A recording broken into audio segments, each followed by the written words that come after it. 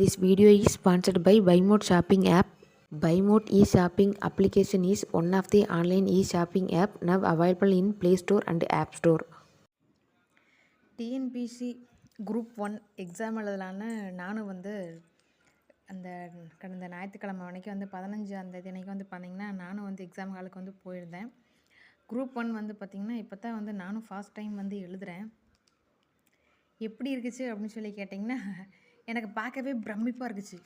இது என்னப்பா question paper மாதிரியே தெரியலையே, பெரிய புக்கு மாதிரி கொடுத்துக்கிறாங்களே. கிட்டத்தட்ட பார்த்திங்கன்னா இதை பேஜ் 1 போட்டிருக்கு. பேஜ் 1ல் ஆரம்பித்து போகுது அது போய்கிட்டே இருக்குதுங்க.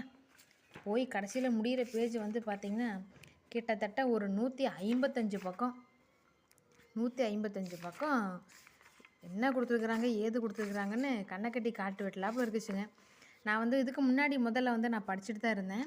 நான் படிச்சுட்டு இருக்கும்போது பார்த்திங்கன்னா நான் குரூப் 1 எழுதலை, குரூப் 2 மெயின்ஸ் வரைக்கும் நான் எழுதியிருந்தேன். இதில் அதிகமாக நான் பார்த்திங்கன்னா கூற்று காரணம் சம்மந்தமான கேள்விகள் தான் அதிகமாக கேட்டிருந்தாங்க. மோஸ்ட்டாக எல்லா கூற்று காரணமே மோஸ்ட்டாக சரின்னு சொல்லக்கூடிய அளவில் தான் எல்லா கேள்விகளுமே அமைஞ்சிருக்குச்சு. இதில் இப்போ நெக்ஸ்ட் மந்த்து அதே மாதிரி பார்த்திங்கன்னா நம்ம குரூப் 4 நிறைய பேர் எழுத போகிறீங்க. கூற்று காரணம் அரசியல் சம்மந்தப்பட்டு கேட்டிருக்காங்க, கவர்மெண்ட் ஸ்கீம் பற்றி கேட்டிருக்காங்க அப்படின்னா ஒரு முறைக்கு 2 முறை படித்து பாருங்கள். கண்டிப்பாக அது சரி, கூற்று சரி, காரணம் அது கொடுக்கப்பட்ட சரியான விளக்கம் அப்படின்னு சொல்கிற லெவல் தான் வருதா வழிய தவறான விளக்கம் அப்படின்னு சொல்லக்கூடிய பாயிண்ட்ஸ் எதுவுமே கிடையாது. ஒரு சின்ன குழுவாக வச்சுக்கோங்க. மோஸ்ட்டாக நீங்கள் படித்து பார்த்தீங்கன்னாவே உள்ளுக்குள்ளே மீனிங் புரிகிற அளவுக்கு தான் இருக்குச்சு. நான் கிட்டத்தட்ட எக்ஸாம் எழுதி ஒரு 3 வருஷம் ஆகிடுச்சு. எனக்கு கொஞ்சம் டச் விட்டு போச்சு. இதுதான் ஃபர்ஸ்ட் டைம் இந்த வருஷத்தில் இதுதான் ஃபர்ஸ்ட் டைம் இந்த எக்ஸாம் நான் குரூப் 1 அட்டன் பண்ணியிருக்கிறேன். மாடரேட்டுக்கும் டிஃபிகல்ட்டிக்கும் நடுவாண்ட கொஷின் பேப்பர் இருக்குச்சுன்னு நான் சொல்லுவேன். ஏன்னா நான் படித்து ரொம்ப நாள் ஆகிடுச்சு. அதனால் நானும் கொஞ்சம் தடுமாறி தான் நானும் இந்த வாட்டி எக்ஸாம் எழுதிட்டு வந்திருந்தேன். அப்புறம் சம்ஸ் எல்லாமே போட்டு பார்க்குறக்கு உண்டான அளவுக்கு எனக்கு டைம் கரெக்டாக எனக்கு யூட்டிலைஸ் பண்ண தெரில அப்படிங்கிறது தான் உண்மை. அப்பப்போ அங்கங்கே கிடைக்கிற டைமை யூஸ் பண்ணி டக்குன்னு நானும் போடலான்னு சொல்லிட்டு தான் போட்டேன். பட்டு இந்த சம்ஸும் நிறையா தப்பு தான் பண்ணி வச்சுருந்தேன். எனக்கு ஓவராலாக மார்க் பார்த்திங்கன்னா ஒரு 113 டு 115 கேள்வி அதுதான் கரெக்டாக வந்திருக்கு. மீதி கொஷின்ஸ்லாம் எனக்கு கரெக்டாக வரல.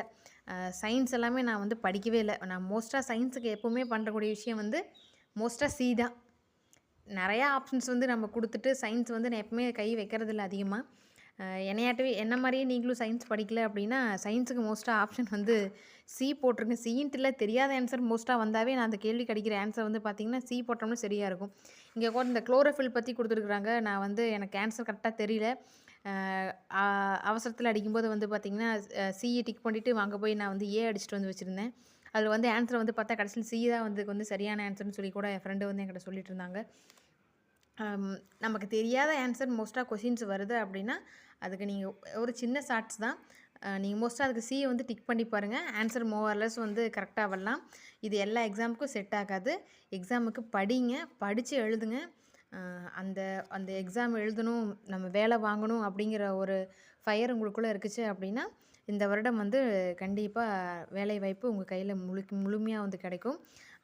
அனைவருக்கும் என்னோடய வாழ்த்துக்கள். நல்லா படிங்க, புக்ஸை நல்லா படிங்க.